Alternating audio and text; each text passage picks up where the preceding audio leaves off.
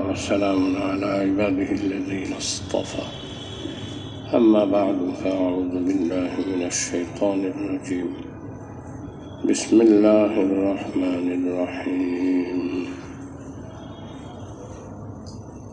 وقال ربكم ادعوني أستجب لكم إن الذين يستكبرون عن عبادتي سيدخلون جهنم داخرين صدق الله العظيم اللهم صل على محمد وعلى آل محمد كما صليت على إبراهيم وعلى آل إبراهيم إنك حميد مجيد اللهم بارك على محمد وعلى آل محمد كما باركت على إبراهيم وعلى آل إبراهيم إنك حميد مجيد اللهم بارك على محمد وعلى آل محمد كما باركت على إبراهيم وعلى آل إبراهيم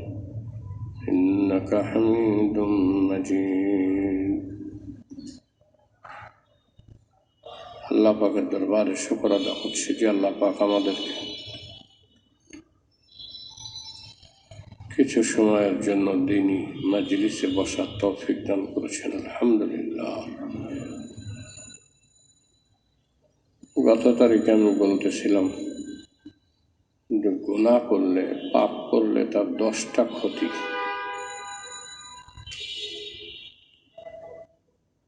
এক তো আল্লাহ পাক বেজার হন,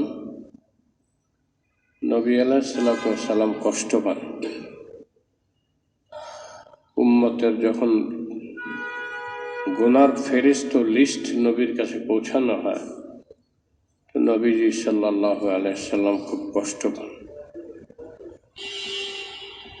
যেমন সন্তান অন্যায় করলে পিতামাতা কষ্ট পায়, সন্তান থেকে বাদও দেওয়া যায় না, আবার কিছু না বললে হয় না। তো সন্তানের সাথে সম্পর্ক এই থাকে যে সন্তানকে শাসন করলেও পিতামাতার কষ্ট হয়।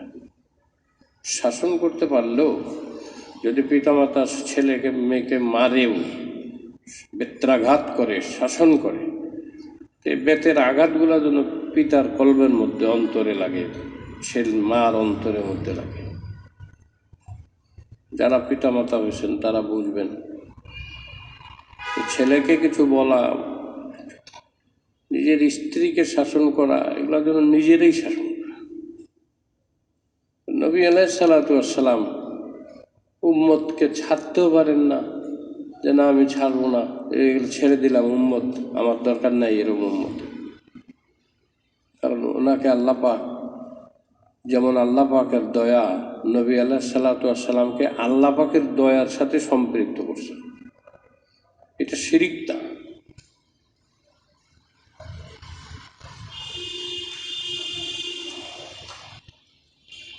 যেমন ডাক্তার অনেক রকম হয়,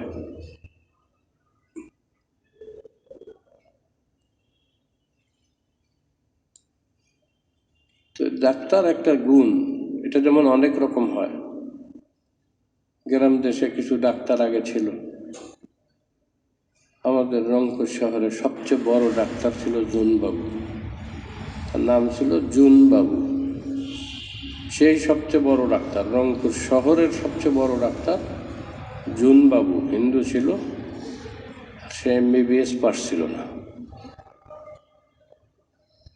কিন্তু তার এত হাতযশ ছিল। আর তখন ডাক্তারও কম ছিল, ওনার কাছে মানুষ যাইতো। সেও আন্তরিকতার সাথে রুগী দেখত। তার থেকে বড় ডাক্তার রংপুরে ছিল না। আস্তে আস্তে একজন দুজন করে MBBS আসলো। আস্তে আস্তে এখন তো MBBS এর কি নাই।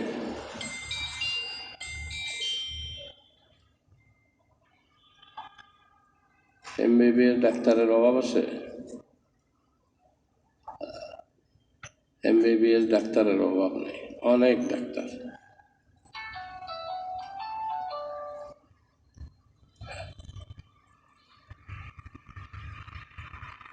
কত ডাক্তার, আবার এই ডাক্তারের মধ্যে আরও কত ডিগ্রি,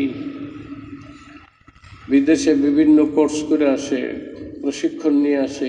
ডাক্তার সাহেবদের ডিগ্রি বাড়তেই থাকে, অনেক বাড়তে থাকে। যত বড় ডিগ্রি সে তত বড় ডাক্তার।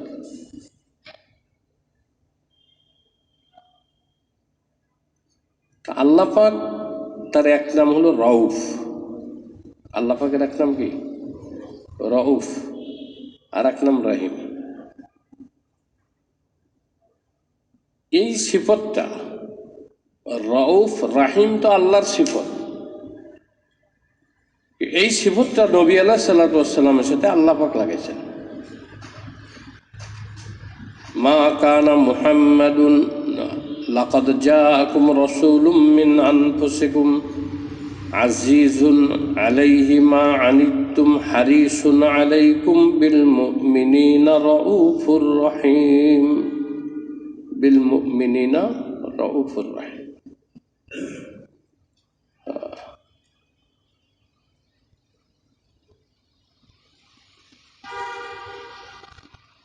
আল্লাহর নবী সাল্লাল্লাহু আলাইহি ওয়াসাল্লামের ভিতরে কি দরদ ছিল! জানাজা যাইতেছে, একটা মুর্দা লাশ নিয়ে যাইতেছে, নবীজি জানেন যখন লাশ নিয়ে যেতেছে নবী আলাইহিস সালাম বসে থাকতে পারেননি, দাঁড়ায় গেছেন। কেউ বলল, ঘনিষ্ঠ সাহাবীদের মধ্যে সে কেউ, ইয়া রাসূলুল্লাহ, এটা তো ইহুদি মারা গেছে, তার লাশ। সে যদিও অবাধ্য ছিল, কিন্তু আমার কি উম্মত না? আমার উম্মতের জানাজা যাইতেছে, আমি কিভাবে বসা থাকি?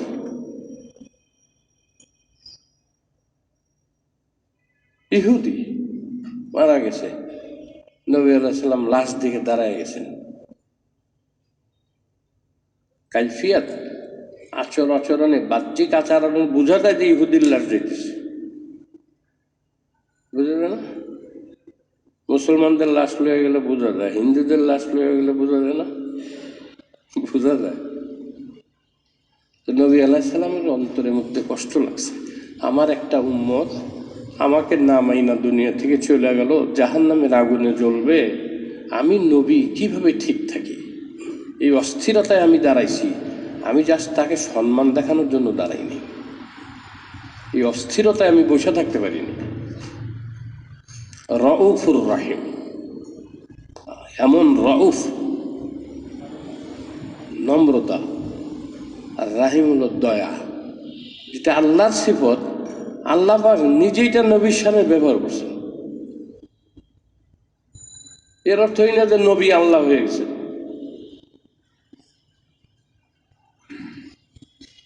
এখন একজনকে ডাক্তার বললেই যে সে একটা আসলে প্রকৃত বড় ডাক্তার হয়েছে, এরকম কোনো কথা নেই।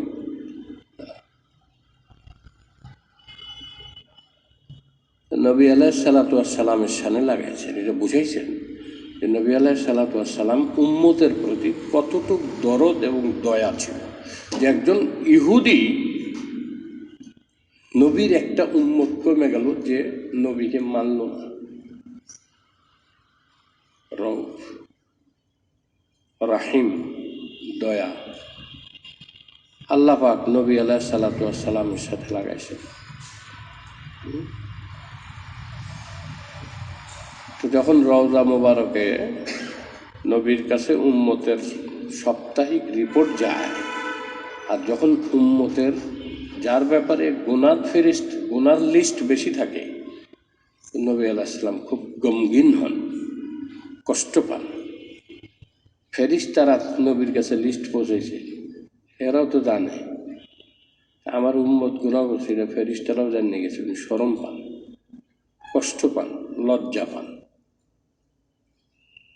এজন্য দুনিয়াতে একটা প্রচেষ্টা প্রত্যেক উম্মতের থাকবে যে আল্লাহর নাফরমানি থেকে যাতে দূরে থাকা যায়, আল্লাহর নিষেধাজ্ঞা থেকে বাঁচা থাকা যায়। এ একটা বড় প্রচেষ্টা উম্মতের থাকবে। এই প্রচেষ্টা যদি না থাকে, তাহলে তার ইসলাহ হয়েছে বা ইসলাহ হবে এরকম আশা করা যায় না।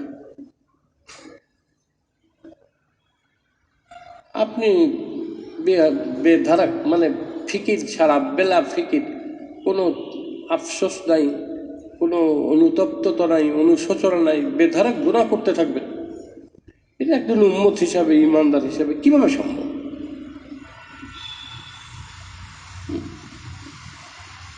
সাহাবায়ে আজমাইন তো একটু গুনাহ সহ্য করতেন না, ওনাদের কাছে যেন এটা আগুনের মতন ছিল। তাপ লাগলে, অকস্মাৎ তাপ লাগলে, কোনো গরম কোনো কিছু লোহা পোড়ায় সেকা দিলে যেভাবে মানুষ অকস্মাৎ আটকে উঠে, করে উঠে, তো সাহাবায়ে আজমাইনের কাছে যে আগুন অত সহজ ছিল, কিন্তু গুনাহ কঠিন ছিল।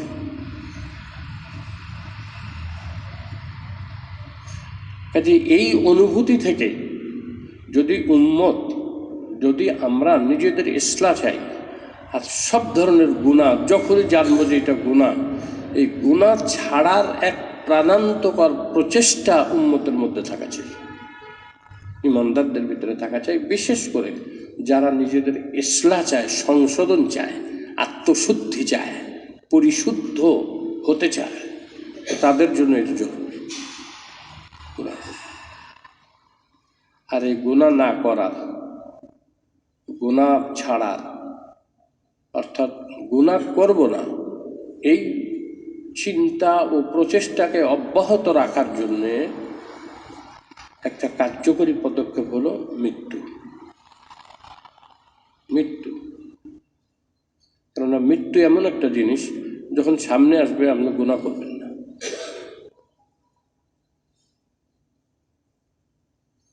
উদাহরণস্বরূপ আপনাকে একটা পয়জন ঢুকায় দেয়, আর বলা হলো এই পয়জনের 2 ঘন্টা পরে আপনি মারা যাবেন। এখন যত বড় পাপ থাক আপনার জীবনে, আপনি পাপ করতে পারবেন, অন্যায় করতে পারবেন না। কি হবে আর এগুলা করে, 2 ঘন্টা তো আসি। হ্যাঁ, আর আপনি যদি জোয়ান থাকেন, এই সময় যদি একজন যুবতী আসে, সুন্দরী আসে, তখন আপনার মন টানবে না ওইদিকে, কারণ আপনি তখন অন্য জগতের চিন্তায় আসে, অন্য চিন্তায় আসে। এই জন্য নবী আলাইহিস সালাতু ওয়াস সালাম উম্মতকে বলছেন, আকসিরু যিকরা হাযিমিল লাযযাত, মৌতের চিন্তা করো, বেশি করে মৌতের চিন্তা করো। অনেকেরই মৌতের চিন্তা করে অনেকে বেহুশ হয়ে যেত। হযরত হাসান বসরি, বিশরে হাফি, হাবিব আজমি, জুনায়েদ বগদাদি মৃত্যুর কথা শুনলে কাঁপতে থাকতেন, চেহারা ফ্যাকাশে হয়ে যেত। তারা গুনাহ করবে কিভাবে? আমি আগে বলছি, গুনাহ ছাড়ার অনেক পদ্ধতির কথা বলছি, কিন্তু একটা কার্যকরী পদক্ষেপ হলো মৃত্যু নিয়ে খুব চিন্তা করা। আপনার রূপটা কিভাবে বাইর হবে, আপনার তখন কেমন কষ্ট লাগবে, কেমন কষ্ট। আমি যদি বলি যে আপনি নিঃশ্বাস বন্ধ করেন, নিঃশ্বাসটা বন্ধ করেন, আপনি কয়েক সেকেন্ড পারবেন, 10-20 সেকেন্ড, অনেকে আধা মিনিট, অনেকে 40 মিনিট, 40 সেকেন্ড কি করবে, নিঃশ্বাস বন্ধ রাখতে পারবে। তারপরে দেখবেন যে কেমন লাগে, আপনি আর নিজেকে সামলাইতে পারবেন না। পরে দেখা যাবে যে একবারে অনেক বেড়ে গেছে, হাফ সাইডের জন্য বাঁচলেন। এইটাই তো বন্ধ হয়ে যায়, মানুষ যে মরে এটাই তো বন্ধ, কারণ অক্সিজেন ভিতরে যায় না, আর কার্বন ডাই অক্সাইড বাইর হয় না। এই কাজটা যখন বন্ধ হয়, তখনই তখন বলা হয় মানুষ মরে গেছে। মৃত ব্যক্তির ভিতরে অক্সিজেন যায় না, আর ভিতর থেকে কার্বন ডাই অক্সাইড বাইর হয় না, এটাই তো কথা। তা আপনি নিজের মনকে যখন দেখবেন, আপনি নিঃশ্বাস বন্ধ করেন, বন্ধ করে রাখেন, যে আমি 1 মিনিট রাখুন, দেখেন কষ্ট করে কিরম লাগে, পরে আর কিছুতেই আপনি পারবেন না। তো মৃত্যু যে হয়, যে মানুষকে ফাঁসি দেয়, বা যখন মানুষ মারা যায়, এই কাজটাই তো হয়, যে আপনার নিঃশ্বাস বন্ধ। তো এই যে নিঃশ্বাস বন্ধ রাখছেন আপনি ইচ্ছা করে, আর পারেন না, আর পারেন না, আর পারেন না, দিছেন ছাইরা, ছাড়তে পারছেন দেখে তো ছাড়তে পারছেন। আর যদি এটা ছাড়তে না পারতেন, কোনো ফাঁস আটকায় যেত, কেউ গলা চিপে ধরত, আপনাকে নিঃশ্বাস নিতে দিচ্ছে না, তাইলে কি কষ্টটা হতো। তখন ভিতরে এমন একটা কষ্ট হয় যে ভিতরের কিছু অর্গান ফাইটা যায়, রক্তক্ষরণ হয়।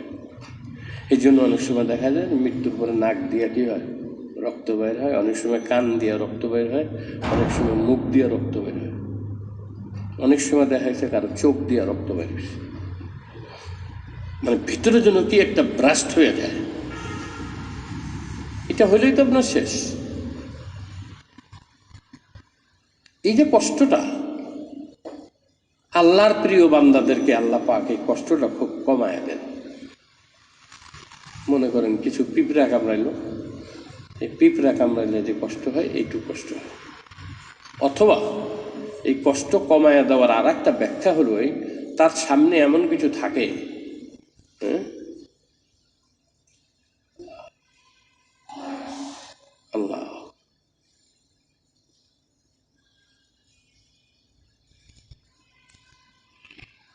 নবী আলাইহিস সালাম এক সাহাবীকে বলছেন যে এই উহুদের যুদ্ধে আরে তোমার মৃত্যুর পরে আল্লাহ পাক তোমার নসিবে হুরে আইনা রাখছেন। হুরে আইন, ওর নামই হুরে আইনা।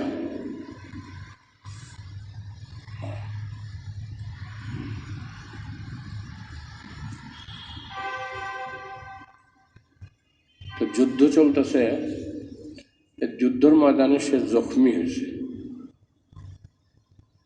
জখমি হয়েছে, জখমি হইয়া অচেতন হইয়া পড়ে গেছে। ওইটা স্বপ্নে সে জান্নাতে গেছে, আর নবী আলাইহিস সালামের কথার উপরে এরকম বিশ্বাস করছে, জান্নাতে গেছে, স্বপ্নে দেখে জান্নাতে গেছে। আর জান্নাতে যায়া এক জায়গায় যায় দেখে যে অনেক জান্নাতি হুর এবং অনেক সুন্দর সুন্দর বাগান। তো হুরদের জিজ্ঞেস করছে, হুরে আইনা হুর, সে তো তার মহলে, তোমরা কারা? আমরা তার সখী, তার খাদেম, খেদমত টেদমত করি, এখন আমাদের বিশ্রাম টাইম, এই জন্য আমরা নিজেদের মতো ঘুরতেছি। বলছে যাবো কোন দিকে? ওইদিকে যাও। গেছে, গেলে দেখে একটা সুন্দর প্রস্রবণ নহর, লেক। ওই লেকে কিছু নারী গোসল করতেছে, অপরূপ সুন্দর। তখন নারীরা যখন গেছে ওখানে, তখন একে অপরে বলতেছে, হুরে আইনার স্বামী আসছে, তাড়াতাড়ি ভাগ, দেখে ফেলবে। তোরা তাড়াতাড়ি করে নিজেরা নিজেদের পর্দা রক্ষা করছে। পরে আরো কিছু দূর গেছে, যায় দেখে যে সেখানে পরিবেশ আরো উন্নত, সেখানকার পরিবেশ আরো উন্নত, আরো সুন্দরী, সব বিউটি কিংদের মাজমা। তারা বলতেছে হুরে আইনা স্বামীকে স্বাগতম। সে বলছে আমার হুরে আইনা কোথায়? সে তো ভিতরে, আমরা তো তার দাসী, খাদেমা। আবার চলছে ভিতরে, ভিতরে যাইতেছে। এইবার গেছে বিশাল একটা প্রাসাদ, বিল্ডিং, প্রাসাদের মধ্যে উঠছে। এখন দেখে সবাই তারে সালাম করতেছে, হুরে আইনার স্বামী আসছে, হুরে আইনার স্বামী আসছে। এখন হুরে আইনার ভিতরে সে ব্যস্ত হয়ে গেছে হুরে আইনার সাথে দেখা, কারণ তার ব্রেনে আছে নবীজি সাল্লাল্লাহু আলাইহি সাল্লাম তাকে সুসংবাদ দিয়েছেন যে হুরে আইনার সাথে তোমার বিয়ে হবে। এই বিশ্বাসকে সে লালন করছে, এই বিশ্বাসের মর্যাদা রাখছে, এই বিশ্বাসের দাবি অনুযায়ী দুনিয়াতে আমল করছে। নবীর সাহাবী ছিল। অবশেষে যখন গেট দিয়ে ঢুকছে, সবাই দেখে তাকে স্যালুট করে মানে সালাম করে আর কি, সবাই সম্মান দেখাইতেছে, সবাই সম্মান দেয়। এখন দেখে যে একটা বিশাল দামি, এটা তো বোঝানো যাবে না, হাদিসে বলা হয়েছে সাংঘাতিক দামি ধরনের কামরার ভিতরে যায় দেখে যে এক বিশাল বড় পালঙ্কের মধ্যে অত্যন্ত নেটের ভিতরে হুরে আয়না বসা আছে। পরিচারিকা বা দারোয়ানকে জিজ্ঞেস করছে হুরে আয়না কোথায়, দেখেছে। যখন কাছে যাইতে লাগছে তখন ওই পালঙ্কের থেকে হুরে আয়না বলছে, ওকে বাধা দাও, ওর সাথে আমার দেখা করার সময় হয়নি। ওকে বাধা দাও, ওর সাথে আমার দেখা করার সময় হয়নি। কিন্তু এক নজর সে হুরে আয়নাকে দেখছে এবং তার পরিচারিকা তাকে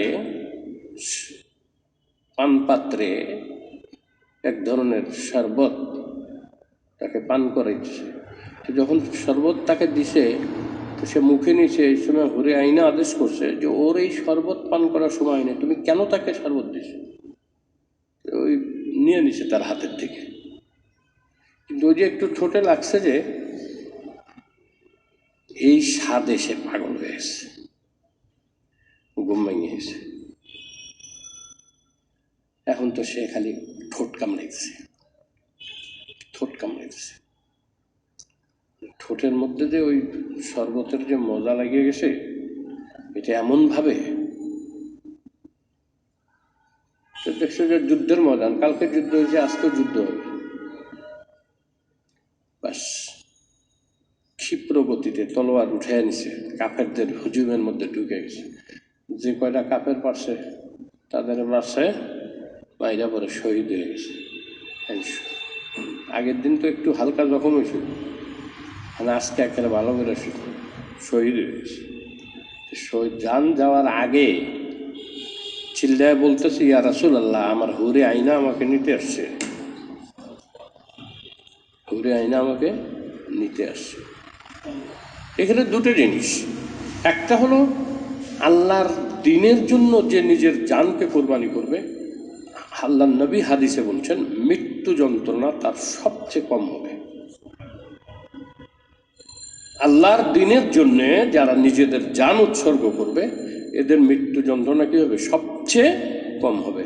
এই জন্য রিওয়ায়েতে আসছে যে শহীদি মৃত্যু, শহীদি মৃত্যু সবচেয়ে সহজ মৃত্যু, সবচেয়ে দামি মৃত্যু, সবচেয়ে সম্মানী মৃত্যু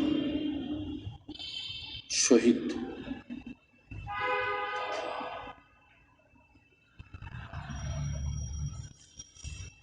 এদের সামনে এমন কিছু থাকে মৃত্যুতে যে কষ্ট হয় এরা বুঝে না। আগে এরকম করতো, আগে দেখা গেছে যে তীর ঢুকে গেছে, ওই তীর তো কাইটা বাইর করতো কিনা কোন আপনার একটা ইঞ্জেকশন দিয়ে বেহুশ করে, হেরে তো দেওয়ার তখন আসিল না। তারে ধৈরা দুই চারজন ধৈরা তীর টান দিয়া বাইর করলে তো মাংস সহ এসে পড়বো। এই জন্য করতে ছুরি পুইরা লাল কইরা ওই যে জায়গায় তীর বিনছে ওই জায়গার চার দিয়ে ওইটা আর কাইটা ফাঁক করতে হবে, ফাঁক করে পরে বাইর করতে হবে। কষ্ট, কিন্তু এই যে কষ্টটা হইতো এই সময় তার সামনে অনেক কিছু থাকতো। এটা লম্বা আলোচনা, এটার দিকে যাওয়া যাবে না। তা আমি বলতেছি যে একজন মুমিন আল্লাহওয়ালা সৎ জীবন যাপনকারী একজন গুনাহগার বা আমরা যেরকমই হই, যদি আমরা মৃত্যুকে স্মরণ করি গুনাহ থেকে বাঁচা যাবে। এখন স্বাভাবিকভাবে একটা জিনিস অভিজ্ঞতা দেখা যায়, মৃত্যুর স্মরণ করলে মানুষ ফ্যাকাশে হয়, মৃত্যুর স্মরণ করলে মানুষের ভিতরে ঘাবড়াহাট মানে পেরেশানি এসে যায়। মৃত্যুর স্মরণে অনেক সময় মৃত্যুর কথা চিন্তা করে অনেকে কাঁদতে থাকে, এসব অবস্থা হয়। আমি তো অস্থির হইয়া রাত্রে 1:30-2টার সময় বাসাতে বাইরে হয়ে যেত, হায় হায় আমার মৃত্যু কিভাবে হবে। এই সরাসরি এই শব্দই জিজ্ঞেস করছি আমার ওস্তাদকে মাহমুদুল হাসান সাহেবকে, তখন বাজে রাত 1:30-1:30টার সময়। ওনাদের এমনি ফোন দেওয়ার সাহস নেই, রাত 1:30টার সময় ফোন দিছি। ফোন দিয়ে ওনারে বেশি আমার মৃত্যু কিভাবে হবে, কিভাবে আমি মৃত্যু যন্ত্রণা থেকে লাঘব হবে, কিভাবে মৃত্যু যন্ত্রণা কম হবে। মৃত্যুটা এমন যে এটা স্মরণ করলে, এটার কথা তাসাব্বুর করলে, ধ্যান করলে, চিন্তা করলে মানুষের স্বাভাবিক কার্যক্রম ব্যাহত হয়। অথচ নবী আলাইহিস সালাতু ওয়াস সালাম বলছেন আকসিরু, আকসিরু মানে অনেক বেশি, যিকরা মৌতের জিকির, হাজিমিল লাজ্জা আশা ভরসার বিনষ্টকারী, আশা বিনষ্টকারী মৌতের কথা বেশি স্মরণ করুন। আকসিরু যিকরা, বেশি স্মরণ করতে বলছে। কেন? যে মৌতের কথা চিন্তা হলে মানুষ গুনাহ করতে পারে না, নাফরমানি করতে পারে না। আর ফায়দা দুইটা। মৌতের কথা চিন্তা করলে যেমন মানুষের মনের মধ্যে পেরেশানি, আতঙ্ক, একটা ঘবরাহট, একটা আতঙ্ক সৃষ্টি হয়, ঠিক তেমনিভাবে যদি মৌতের কথাটাকেই ভালোভাবে চিন্তা করে তাহলে একটা পুলক অনুভূত হয়। মনে করেন আপনি মারা যেতেছেন, যেমন তাফসিরে আসছে ইন্নাল্লাযীনা ক্বালু রাব্বুনাল্লাহু সুম্মা ইসতাকামু তাতানাজ্জালু আলাইহিমুল মালায়েকা, ফেরেশতা নাযিল। তাফসিরে আসছে যে 1000-এর উপরে ফেরেশতা নাযিল। আপনি যদি মৌতের কথা এভাবে চিন্তা করেন যে আমি আল্লাহর প্রিয় পাত্র হব, আল্লাহর গুনাহ করব না, গুনাহমুক্ত জীবনযাপন করব, আর যখন গুনার কথা মনে হয় তখন মৃত্যুর কথা স্মরণ করবেন। আর এই স্মরণ করতে যায় এই দিকটা স্মরণ করবেন যে আমি যদি গুনাহ না করি আর আল্লাহওয়ালা হই, তাহলে আল্লাহ পাক আমার মৃত্যুর সময় হাজার হাজার ফেরেশতা নাযিল করে আমাকে সান্ত্বনা দেবে। যেমন হাদিস এক রেওয়ায়েতে আসছে, রেওয়ায়েতটা ইমাম গাজালি রহমাতুল্লাহ আলাই তার মুকাশাফাতুল কুলুব কিতাবের ভিতরে উল্লেখ করছে। কি রেওয়ায়েতটা? যে মুসা আলাইহিস সালামের জামানায় এক যুবক খুব গুনাহগার ছিল।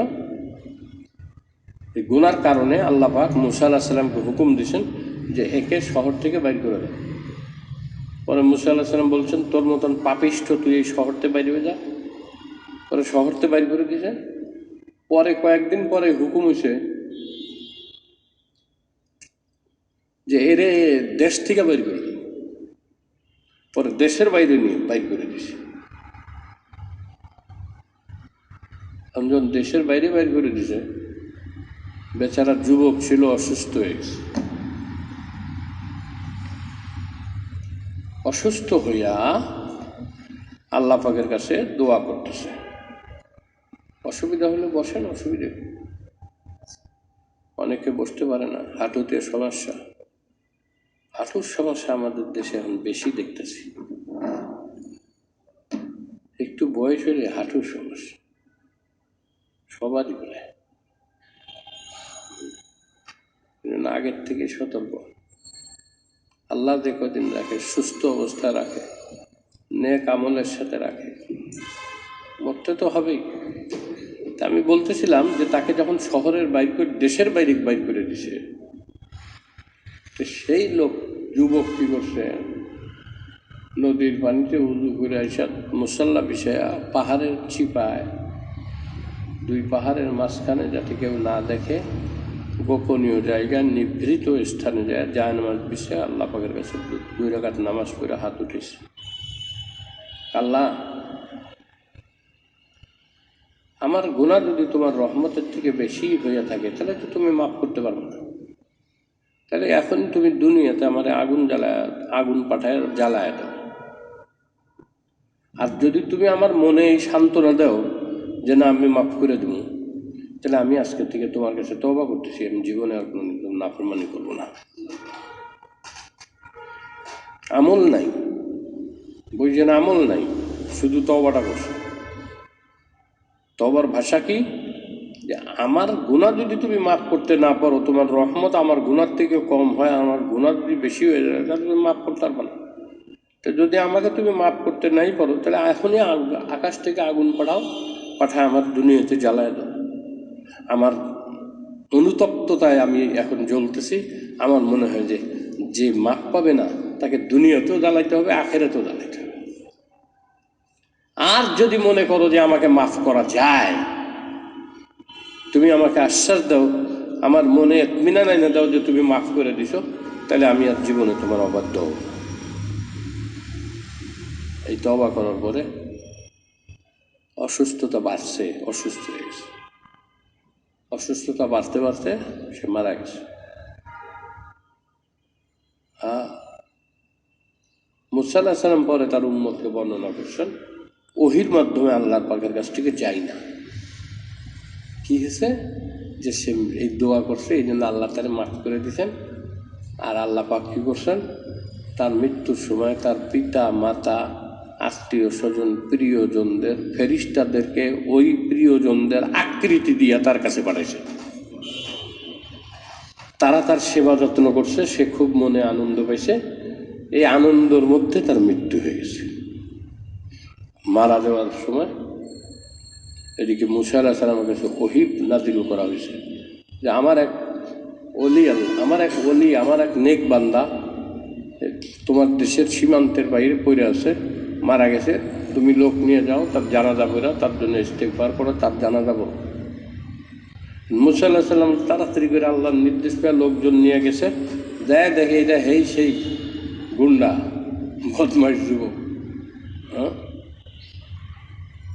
তখন আল্লাহর কাছে কয়েক, আল্লাহ যারা তুমি প্রথমে শহর থেকে পরে দেশ থেকে বাইর করে দিতে গেলে আমি বাইর করে দিলাম, এখন তার জানাজা পড়ার লেগে আমারে তুমি পাঠাইলা, তোমার নেককার বান্দা কেমনে হইল?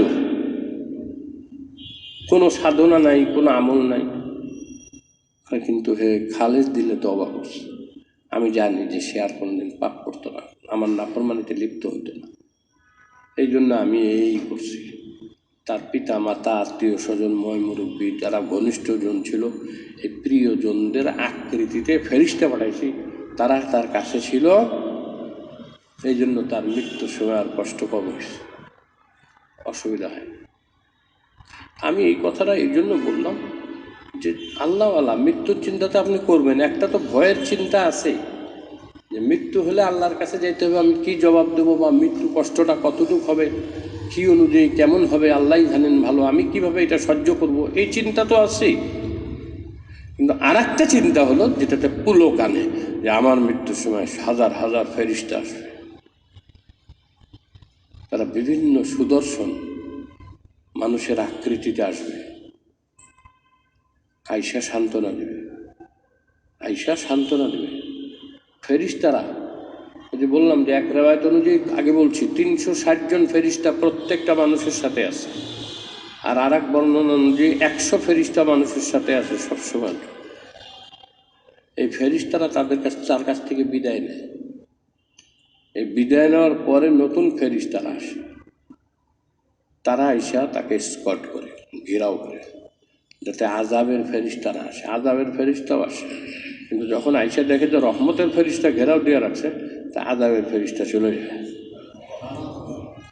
তখন আল্লাহ রাব্বুল আলামিন তাকে তার ঠিকানা দেখান, জান্নাতের মানজার দৃশ্য দেখান। জান্নাতের দৃশ্য দেখতে দেখতে সে এত পাগল পারা হয় ওখানে যাওয়ার জন্য, যে ওই সময় আজ মালাকুল মউত তার রূহ কবজা করে, সে ওই ধান্দায় মৃত্যুর কষ্টটাকে কম অনুভব করে। এই জন্য যদি পাপের মাত্রা খোদা না খাস্তা বেশি থাকে, তাহলে তার মৃত্যু যন্ত্রণা বেশি হয়।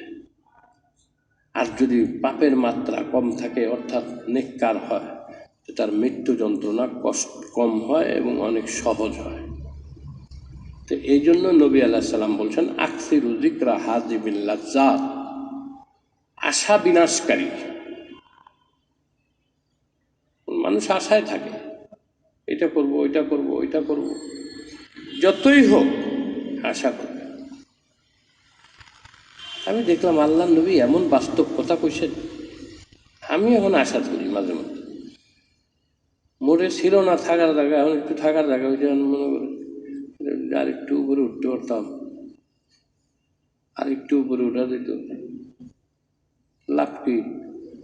লাভ ফলাফলের জন্য হয়তো একটা ফ্লোর, এই আশা মাঝে মধ্যে আসলে ইস্তিগফার করি, তওবা করি, আল্লাহ তুমি যথেষ্ট দিছো, সম্মানের সাথে মাথা গুজার ঠাই তুমি যেন করছো, আর বেশি দরকার নেই। মনের মধ্যে আসে, অস্বস্বতা আসবেই, অস্বস্বতা তো আসবেই, মনের মধ্যে কল্পনা তো আসবেই, কিন্তু সেই কল্পনাকে বাস্তবায়নের কোনো পদক্ষেপ না নাও। যদি হালাল পন্থায় হয় ভিন্ন কথা, আর হারাম পন্থায় অবশ্যই সেই কল্পনাকে বাস্তবায়নের চিন্তা না করা।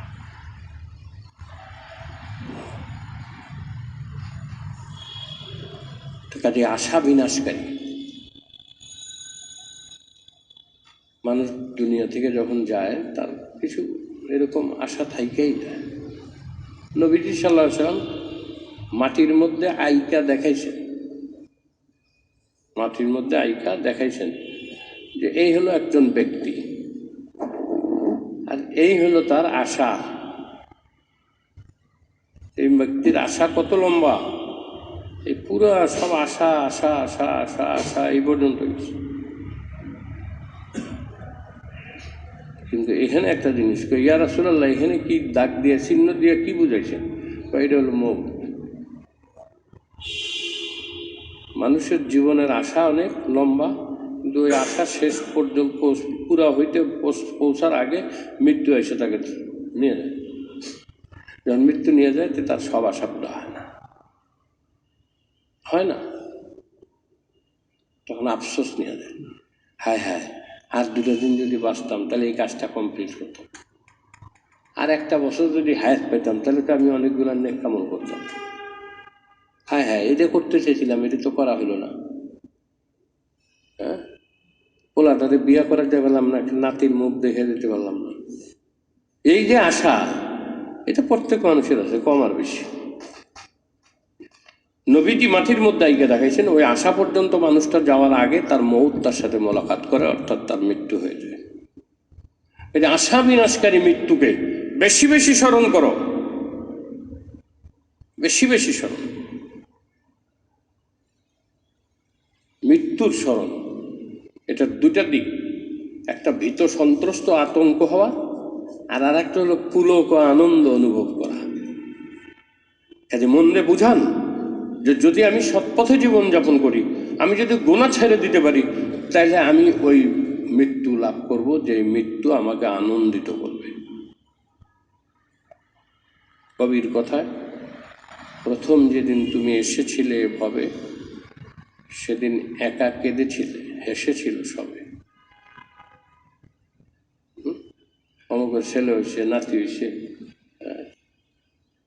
নানা নাতি হয়েছে, দাদা নাতি হয়েছে, বড় ভাইরা আমার একটা ছোট ভাই হয়েছে, বড় বোনরা আমার একটা ভাই হয়েছে। বাপ মার একটা আশা যে 2টেই পরপর মেয়ে, একটা ছেলের খুব আশা, আল্লাহ একটা ছেলে দিছে। এরা সবাই খুশি, কিন্তু সে কাঁদছে। হাদিসে আসছে, পৃথিবীতে আসলেই মার উদর থেকে যখন সে ভূমিষ্ঠ হয়, ভূমিষ্ঠ হয়ে যে মানব সন্তান কান্দে, এটা শয়তানে খোঁচা মারে। খোঁচা মারে মানে কি? একটা স্টিকার লাগায়। স্টিকার লাগে মানে কি? একটা সিল লাগায়। একটা সিল লাগায় মানে কি? ভোট দিতে গেলে একটা কালি লাগায় না, কালি লাগায় দেয়। যে কটা কইলাম যেটা বুঝেন, অপশন সবগুলোই আছে। শয়তানেরও খোঁচায়, সে কান্না করে, আমি তো খুব আরামে ছিলাম, এখন কেমনে আসলাম? মার পেটের সেই জগৎ যেখানে 9 মাস 10 মাস থাকছে, এটা কোনো মানুষের মনে আছে কইতে পারবেন? মানুষ ভুলে গেছে। এখন দুনিয়াতে এসে মনে করে কি আর মার পেটে আসছিলাম, কিরম আসছিলাম, বুঝতে পারে না, ভুলে যায়। আবার যখন দুনিয়া থেকে যাবে তখন ওই জগৎ নিয়েই থাকবে, তখন আর ওই দুনিয়ার কথা ওইভাবে আর মনে পড়বে না। আর দুনিয়ার কথা মনে পড়বে একদম হাসরের দিকে। জান্নাতে গেলে মনে পড়বে, হাসরের ময়দানে মনে পড়বে। কিন্তু এই যে মৃত্যু পরবর্তী যে জীবন, বরজখী জীবন, এখানে দুনিয়ার বিষয়টা সে ভুলে যাবে অনেকটা। অনেকটা মনে থাকবে না, মনেই থাকবে না বললেই চলে। খালি এতটুকু মনে হবে বা বানের মধ্যে জানবে, কেউ যদি কিছু পাঠায় সেটা তার কাছে যায়, সে বুঝে যে আমার ছেলে পাঠাইছে। আমি যে দুনিয়াতে ছিলাম এই জিনিসটার অনুভূতিটা তার কমে যাবে, দুনিয়াতে আর ওই অনুভূতিটা থাকবে না। এই জন্য জিকির, জিকির মানে স্মরণ, জিকরা হাজিম, হাজিম মানে বিনাশকারী, হ্যাঁ, লাজ্জাত মানে হলো স্বাদ, আহ্লাদ, আশা, আশা বিনাশকারী মৌতকে খুব বেশি বেশি স্মরণ করো। এটা হলো, তাহলে তুমি আল্লাহর নাফরমানি থেকে বাঁচতে পারবে, আল্লাহর নাফরমানি থেকে বাঁচতে পারবা। আর যদি তোমার অন্তরের মধ্যে আল্লাহর নাফরমানি থেকে বাঁচার আশা হয়, তাহলে গুনার মধ্যে যদি দেখো যে আমি নির্ঘাত কোনো গুনার কাজ করতে পারি, গুনার মধ্যে পড়তে পারি, তাহলে আল্লাহর কাছে সাহায্য চাও।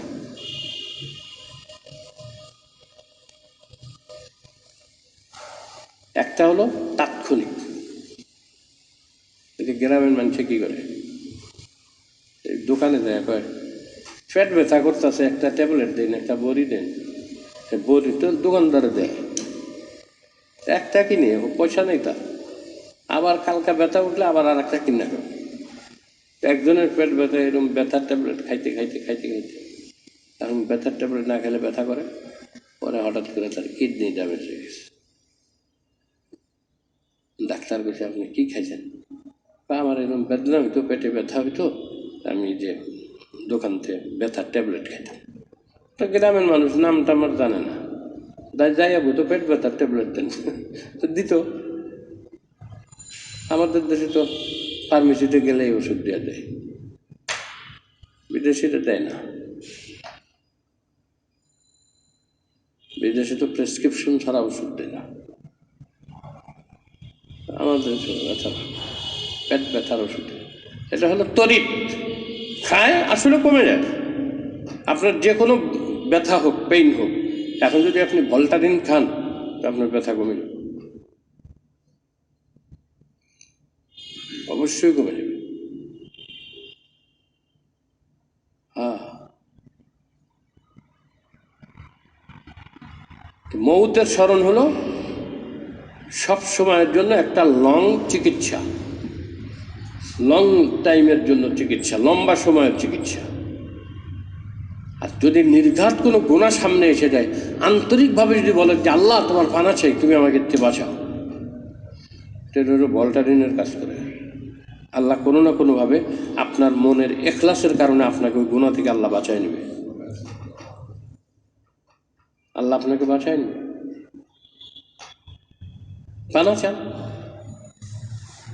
মাআযাল্লাহ, ইউসুফ আলাইহিস সালাম বলছেন, যেই জুলেখা কইল যে এখন আমি তোমার আটকাইছি, আমার কথা না শুনে তোমার কোনো উপায় নাই, আর আমার কথা একটাই যে আমি তোমাকে ফিজিক্যালি রিলেশন চাই। ইউসুফ আলাইহিস সালাম কয় কি রে, মাআযাল্লাহ, বলটা নিয়েছে তাৎক্ষণিক, আল্লাহ তুমি সাহায্য করো, তোমার পানা চাই। একজন বান্দা আল্লাহর পানা চাইলো, আল্লাহ তাকে পানা দেবে না? আপনি মুমিন হলে কিরকম ধারণা আপনার? অবশ্যই দেবে। এমন একটা কিছু করবে, এমন একটা কিছু করবে যে আপনি আর গুনাহটা করতে পারবেন, গুনাহটা করতেই পারবেন। হ্যাঁ,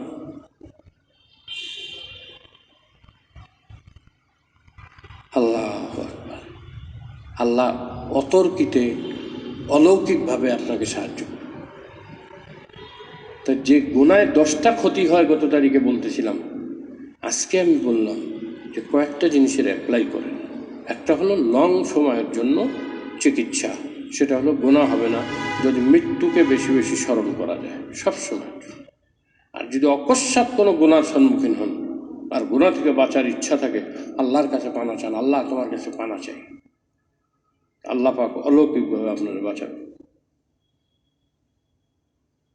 আমাদের জীবনে কত আল্লাহ বাঁচাইছে, কত যে বাঁচাইছে, সীমা না।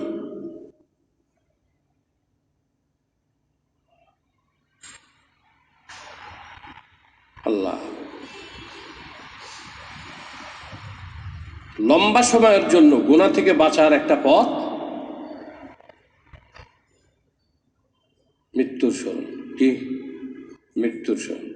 আর অকস্মাৎ কোনো গুনার সম্মুখীন হলে বাঁচার জন্য দুইটা পথ আছে। একটা পথ তো লাগবেই, সেটা আল্লাহর সাহায্য লাগবে, তা আল্লাহর সাহায্য যাবেন। আর 2 নম্বর পথ অবলম্বন করবেন, কোনো আল্লাহওয়ালার কাছে যাবেন।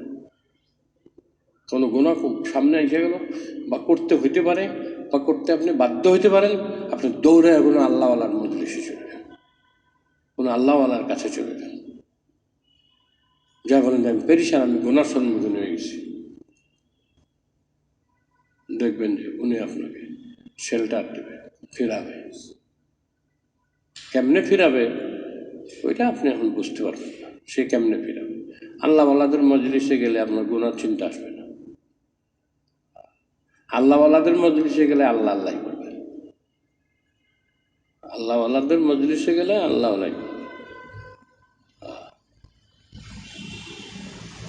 আর যদি অন্য মজলিসে যান তখন ওইটাই করবেন।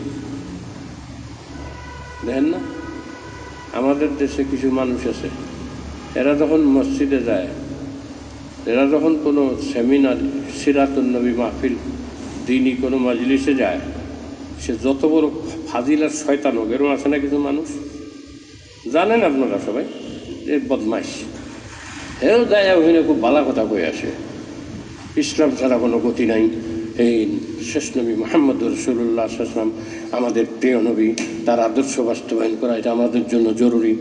আমি আসতে পারি, আজকে আমি খুব নিজেকে ধন্য মনে করতেছি, বড় বড় আলেম ওলামাদের মজলিসে আসছি, কয় কি কয় না এটি। এই ফাজিলগুলা যখন আবার ঢাকেশ্বরী মন্দিরে যায়, তখন কয় যে শ্রীকৃষ্ণ রামের আদর্শ বাস্তবায়ন এটা আমাদের সারা পৃথিবীবাসীর জন্য একটা কল্যাণকর পদক্ষেপ।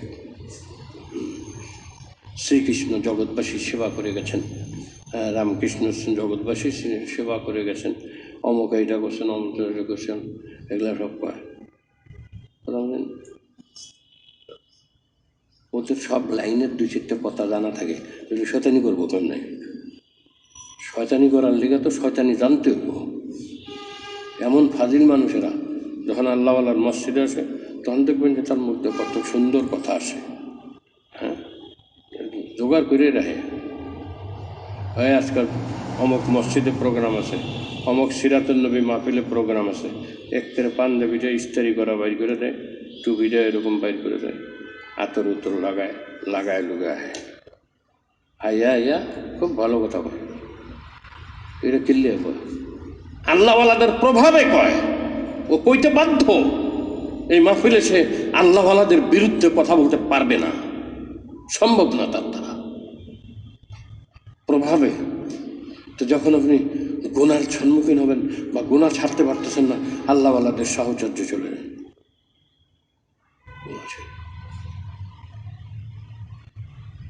এক যুবক আমাকে খুব ডিস্টার্ব করতেছিল, এক যুবক বারবার এসে আমারে বলতেছে মসজিদে এটা হয়েছে, ওইটা হয়েছে, ওইটা হয়েছে, হুজুর একটু তদবির দেন, হুজুর একটু তদবির দেন। এখন আমি আমার ইলমের দেখি যে যেগুলা কইতেছে ওর কথা ঠিক না। আমি একদিন রাগারে বললাম যে ভাই আমার কাছে এগুলা এসো, আমি কি ডাক্তার? তুমি ডাক্তার কাছে যাও, টেস্ট করো, ডাক্তারের সরপণ, তোমার এগুলা কোনো রোগ না, আমার চিকিৎসার রোগ না এটা, তুমি ডাক্তারের কাছে। না হুজুর আমি তো এরকম, আমি তো খুব হ্যান্ডসাম, আমি যুবক, আমার কেন এগুলো হবে, এগুলো তো হওয়ার প্রশ্নই আছে না। আমি যুবক আর বীরত্ব নেই, কার কখন হয় তার তো ঠিক নেই।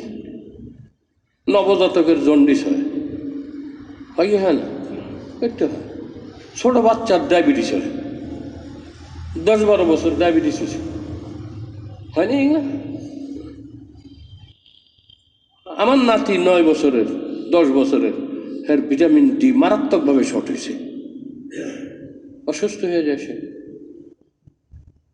কার হয় কিনা পরে লোক পরে গেছে গায়ে যায়া, আজ 5-7 দিন আগে আমার সাথে দেখা করতে আসে, আইসা বলতে যে হুজুর আপনার কথা মাইনি তো খুব উপকার হয়েছে। কী হয়েছে? আপনি যে কইছিলেন ডাক্তারের কাছে গেলাম, তো ডাক্তার কতগুলো টেস্ট দিল, এতে দেখলাম যে আমার শরীরে ভিটামিন ডির এত অভাব, এই কারণে আমার এরকম লাগতেছে। পরে আমারে ডাক্তার চিকিৎসা দিছে, 3 মাস খাইতে গেছে। ভিটামিন ডি কি জানি একটা দিছে, কইল না, আমার তো মনে টনে থাকে না, 40,000 পাওয়ারের কয়টা সপ্তাহে একটা করে খাইতে গেছে। খাইলাম টাইলাম, এখন শরীরটা খুব ভালো লাগে। হ্যাঁ, দেখছেন আমারে কতদিন বিরক্ত করছেন খামাখা খামাখা। আল্লাহওয়ালাদের কাছে গেলে শুধু আধ্যাত্মিক ফায়দা হয় না, আপনার শারীরিক ফায়দা হবে। কারণ আপনি যখন সত্যিকার অর্থে আল্লাহর ইবাদত বন্দেগী করবেন, উজু করবেন, তাহাজ্জুদ পড়বেন, রাত্রে উঠবেন, নামাজ পড়বেন, তো এসবের দ্বারা অনেক রোগ ভালো হয়ে যায়, শরীরের রোগ ভালো হয়ে যায়। শুধু দেহের রোগ না, আত্মার রোগ তো ভালো হয়ই, সাথে সাথে দেহেরও রোগ ভালো হয়ে যায়। এক হাদিসে আসছে তাহাজ্জুদের নামাজ পড়লে এটা রোগ নিরাময়ের কারণ। যে তাহাজ্জুদ পড়বে এটা রোগ নিরাময় করবে। কেমনে কেমনে অত বুঝতে চান কেন? আল্লাহ নবী কইছে বিশ্বাস করে তাহাজ্জুদ পড়া দেখেন, আপনার শরীরের রোগ ভালো হয়ে যাবে। যত প্রশ্ন করবেন তত আটকিবেন। নবী আলাইহিস সালাতু ওয়াস সালাম বলছেন, কদ ফুরিদাত আলাইকুমুল হাজ্জা, তোমাদের উপরে ফাহাজ্জু, তোমাদের উপরে হজ ফরজ করা হয়েছে। হ্যাঁ, কাজে তোমরা এখন থেকে হজ করবা। এক সাহাবী হাফেজ, কি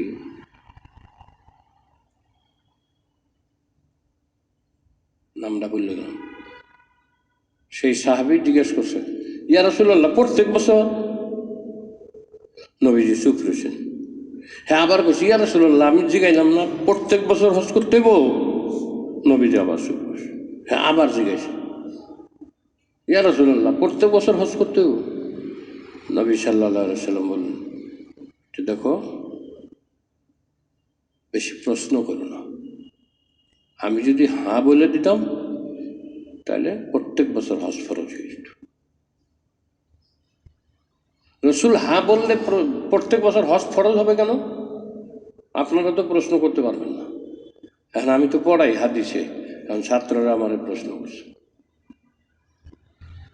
রাসূল হ্যাঁ বললে প্রত্যেকবার হবে কেন?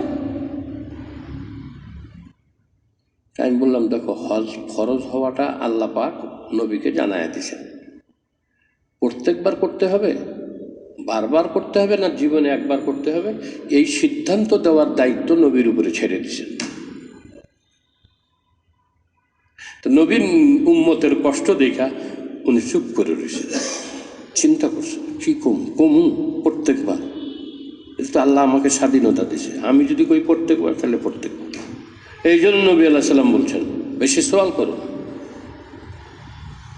যতক্ষণ পর্যন্ত আমি কথা বলে না দেই এতক্ষণ পর্যন্ত চুপ থাকো, প্রশ্ন করে খোঁচাইও না। আল্লাহওয়ালাদের কাছে গেলে শারীরিক অসুখও ভালো হয়ে যায়। আমি এই কথা বলি নাই যে ডাক্তারের কাছে আর যাওয়া লাগবে না, সব হাসপাতাল বন্ধ করে দেন, সব হুজুরদের কাছে বয়ে দেন, আমি এটি কইছি নাকি? আমি তো পাগলের মতন কইনি, আপনি পাগলের মতন বুঝেন কেন?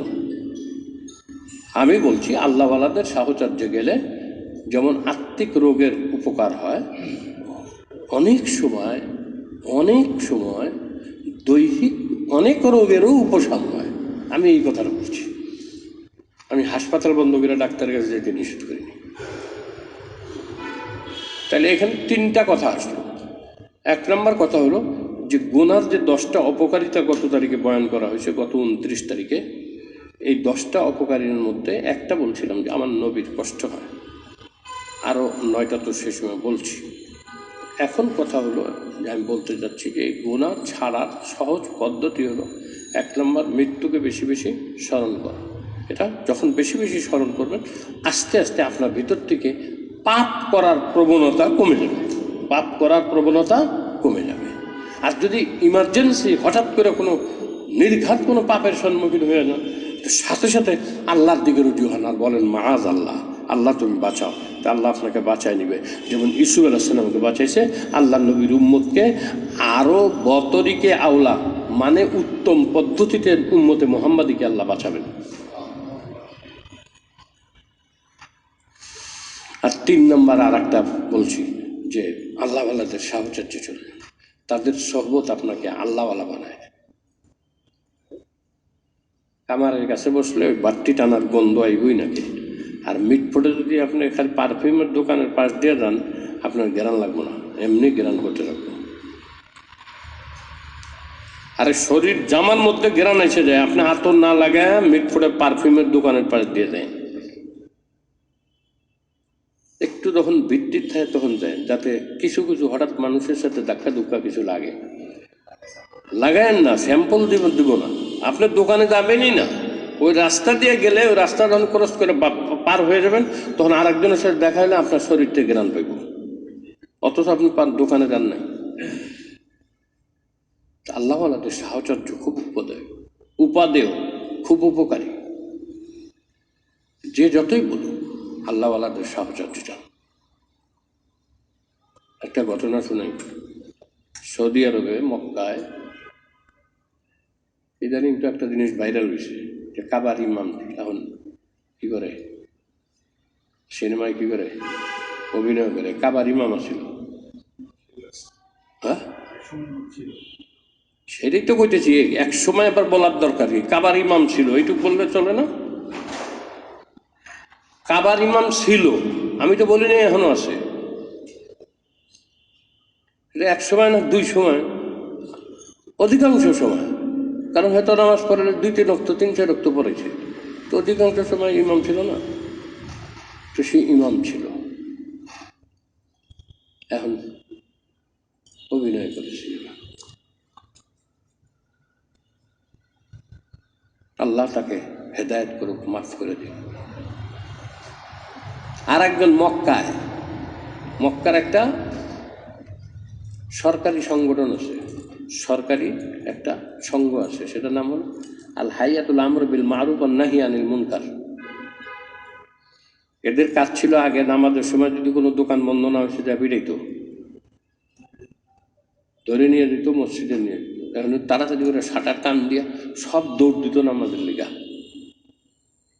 এই জিনিসটা এখন যদিও কমে আসছে, তো ওই সংস্থাটা আছে, সরকারি সংস্থাটা আছে, সেই সংস্থার আরবি নাম হলো হাইয়াতুল আমর বিল মারুফ ওয়ান নাহি আনিল মুনকার।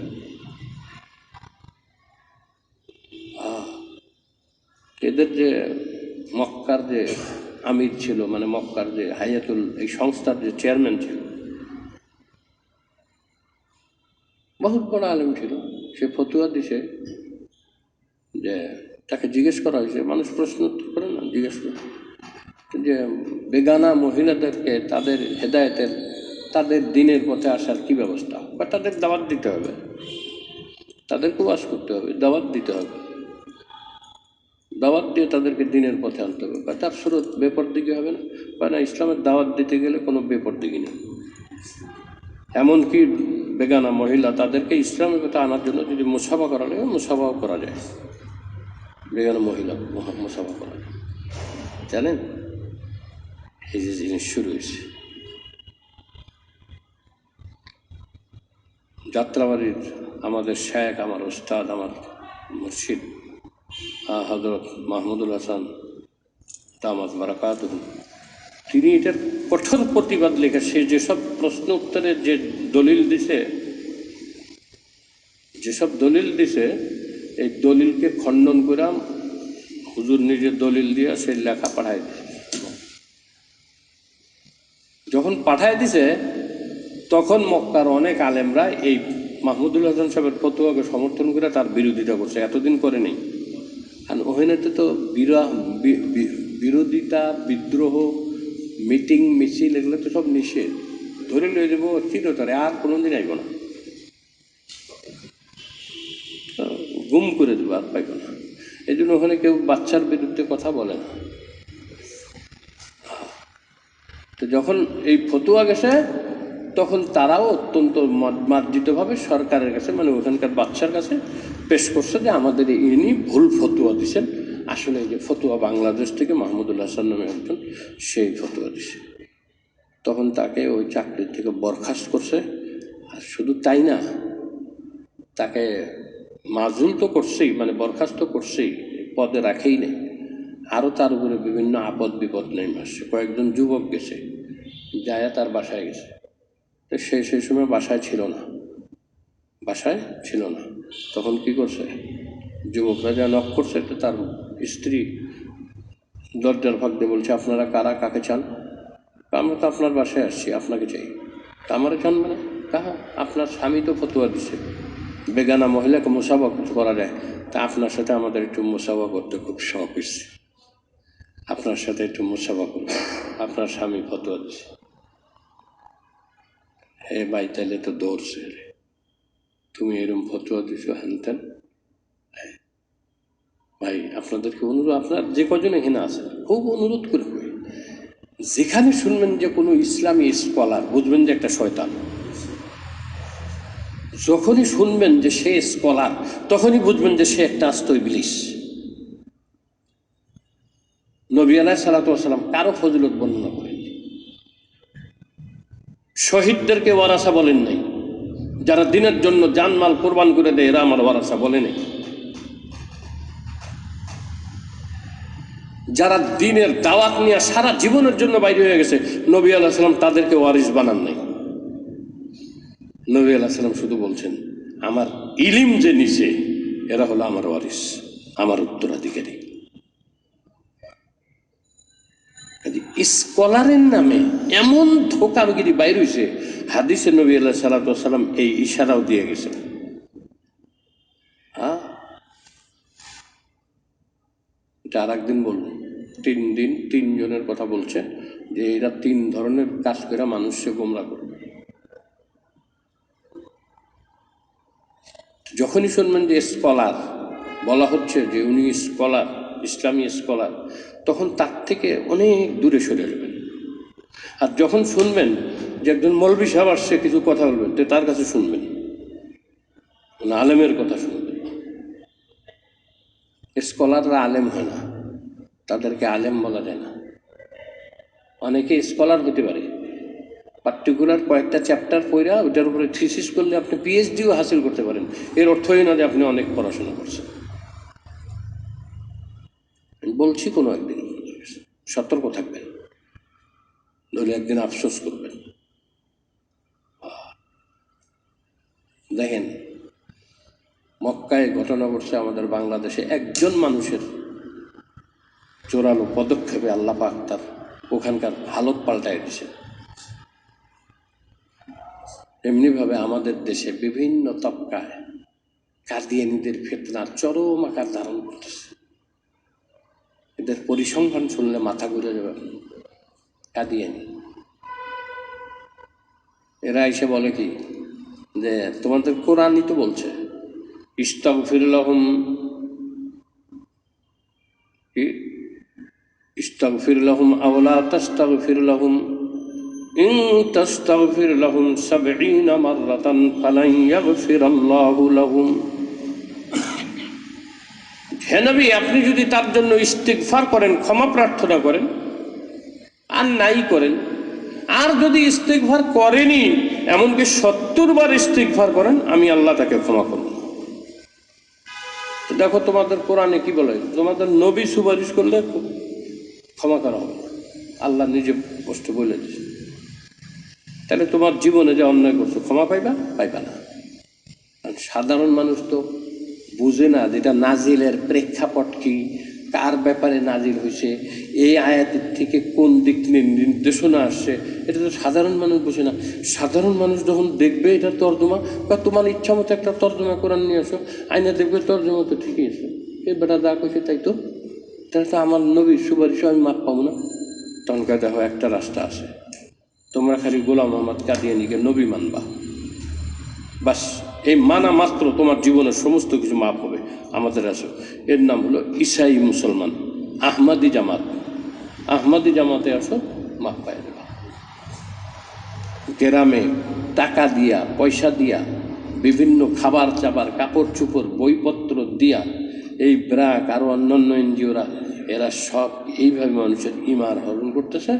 আমাদের কোনো খবরই নেই, আমরা মনে করছি যে সুখে আছে, খবর নেই। দেখেন সে ধ্বংস হয়ে গেছে। আমাদের সচেতন হতে হবে। সচেতনতা একটা বড় গুণ।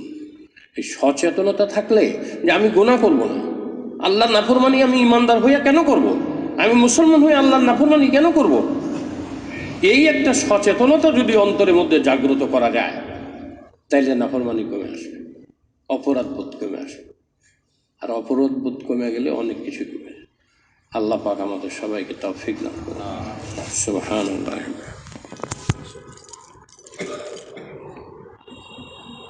আল্লাহ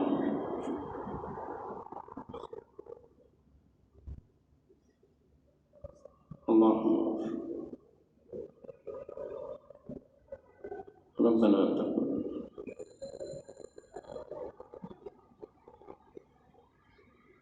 آمين برحمتك